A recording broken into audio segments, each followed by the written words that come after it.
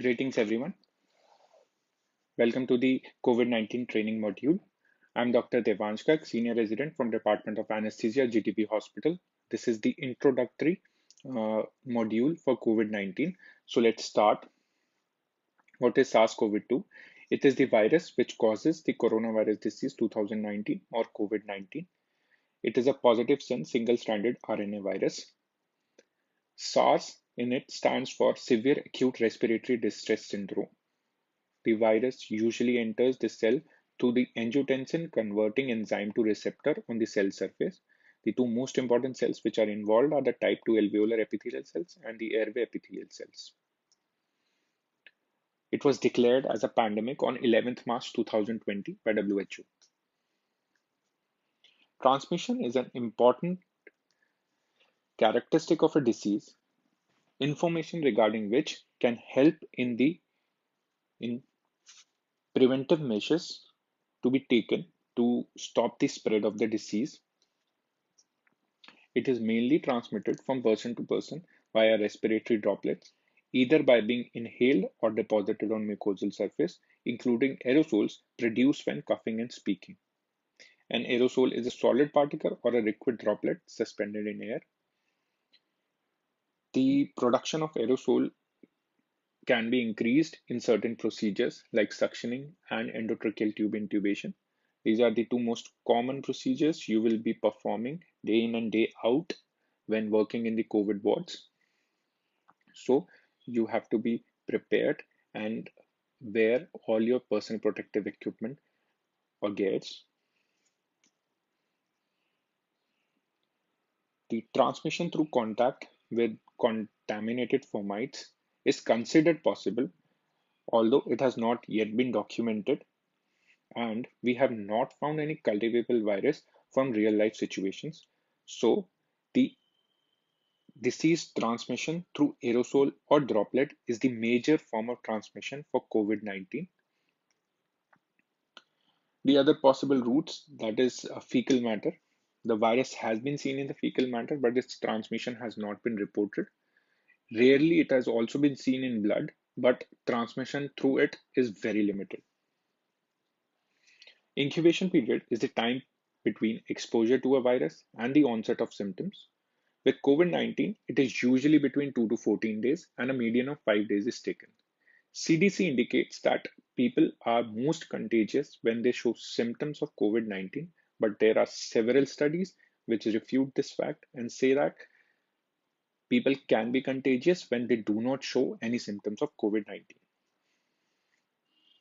Symptoms are an important diagnostic tool in the clinical field.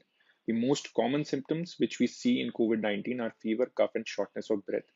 Fever being the most common among them. I have highlighted body aches and fatigue. Body aches and fatigue are one of the most disturbing symptoms, which are uh, usually told by the patient to the treating physician. Loss of smell, which have been highlighted, can be taken as a diagnostic of COVID-19. It's unique to the COVID-19. Several studies have reported it also.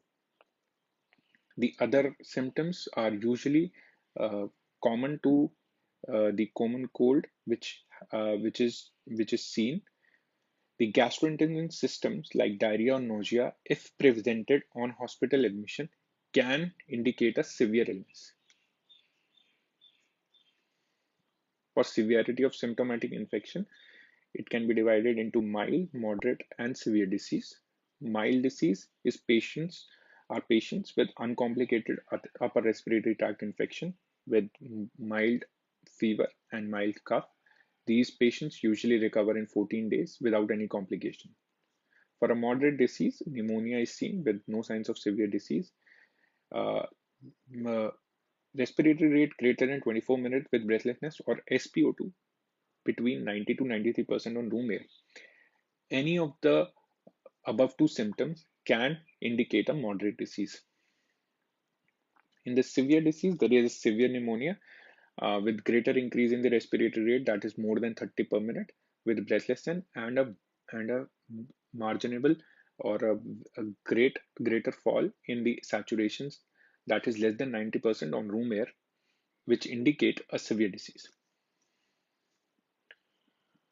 Knowing the risk factors for the severe illness can help in early recognition of severe disease, thus decreasing the mortality and the morbidity associated with the disease. The various risk factors for severe illness are shown in this slide. The increasing age. In the first wave of COVID, it was seen that people with age greater than 60 years of age have more tendency to develop severe illness, but this has been refuted in the second wave because we are seeing young young individuals in their 20s and 30s with severe illness also. Uh, but increasing age remains one of the risk factors for severe illness. Comorbidities. Patients having lifestyle diseases like hypertension, diabetes mellitus type 2, obesity have increased chances of severe illness. Patients with chronic kidney disease, patients of cancer, and patients who have their immune functions depressed, like people living with HIV/AIDS, have a tendency to develop severe illness. For a socioeconomic background and sex, males have a greater preponderance to develop severe illness, and there is increased mortality seen worldwide in males in comparison to females. Laboratory abnormalities which indicate severe illness include lymphopenia on hospital admission, increased inflammatory markers like C-reactive protein, serum ferritins, LDH, IL-6. Some of the new things which have come up in laboratory abnormalities are the neutrophil to lymphocytic ratios greater than 3, which indicate a severe illness. For diagnosis, there are viral tests. There are two types of viral tests which can be done for COVID-19. One is the nucleic acid amplification test. The most common in this is the RT-PCR, that is the real-time polymerase chain reaction test. And another is the rapid antigen test. For both, a combined nasal and throat swab is taken. The sensitivity for RT-PCR remains 70% and the specificity is 95%. So, a patient with COVID-19 symptoms or having a COVID-19 can be RT-PCR negative. Symptoms are more important to diagnose it. Imaging modalities. These cannot be taken as standalone for diagnosis of COVID-19. They rather help or complement RT-PCR for diagnosis. Here I want you to familiarize yourself with the most common findings which we see in the chest X-ray of COVID-19 patients. The ground glass appearance, which have a distribution on the periphery and the lower zone, which can be seen with the two arrows. Usually the involvement is a bilateral lung involvement, and ground glass appearance is common in earlier presentation, which may precede appearance of consolidation. High resolution CT scan. It is also a supporting role. It has also a supporting role in diagnosing COVID-19. Here also, the most common findings we see are the ground glass opacities. These are the ground glass opacities which you see, and these are the crazy wavy pattern which can indicate a severe disease. Now, there was a controversy in the recent days that do all patients of COVID-19 require high resolution CT scan. There can be two types of scenarios. A patient who is RT-PCR positive or RT-PCR negative. In both, the indication is only one. If there is a clinical worsening and hospitalization is required, or to assess the complicated findings for both RT-PCR positive and negative patients. Sometimes you will have a RT-PCR negative patient showing symptoms of COVID-19 but having risk factor for severe illness, like patients who have increased age, who have comorbidities. In those patients, we can take the help of CT scan to augment our diagnosis of COVID-19. When you will see the CT scan or the CT report of the patients, there can be two types of scoring systems which are seen. One is the CT Severity Scoring Index, and another is the CORADS, which is Coronavirus Disease 2019 Reporting and Data System. The CT Severity Score Index is based on the approximate estimation of pulmonary involved areas. There are five lung lobes which are given a scoring system from 1 to 5 on the basis of involvement, 1 being less than 5% and 5 being more than 75% involvement. Then the final score is added up, and it is given out of 25, 25 being the maximum.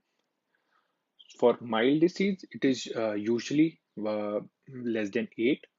For a moderate disease, it is 9 to 17, and anything above 70 indicates a severe disease.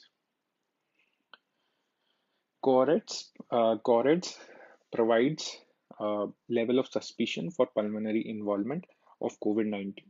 The level of suspicion increases from very low, that is the CORADS 1, to very high, that is CORADS 5. CORADS 6 is a proven RT-PCR positive patient. Thank you. This is the end of the introductory module. Next module will be in the next